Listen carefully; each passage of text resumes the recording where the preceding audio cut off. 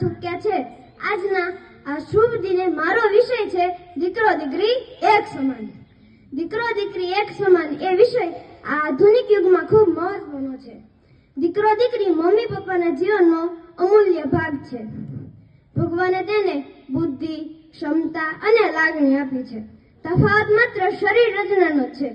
તેથી તેને મળતા હક, અધિકાર અને જવાબદારીમાં કોઈ પણ પ્રકારનો ફરક હોવો જોઈએ નહીં। અત્યારના આધુનિક યુગમાં દીકરાને ખૂબ મહત્વ આપવામાં આવે છે। દીકરાને મહત્વ એટલે દીકરાના જન્મને મહત્વ। દીકરાનો જન્મ થાય તો બધા ખુશાલીમાં આવી જાય અને કહે, મારી ઘરે તો દીકરાનો જન્મ થયો છે, મારી ઘરે તો દીકરાનો જન્મ થયો છે। અને દીકરીના જન્મમાં ખુશાલી તો શું, તેના જન્મનો અવસર પણ કોઈ લેવા તૈયાર નથી। સમજી ગયા ને કે હું શું કહેવા માંગુ છું?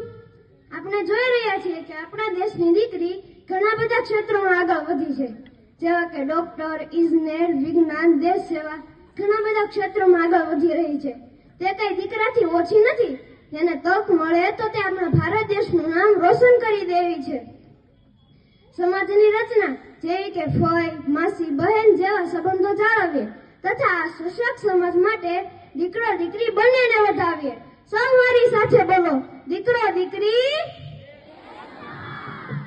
દીકરો દીકરી, ભારત માતા કી, ભારત માતા કી। અસ્તુ, જય હિન્દ, જય ભારત।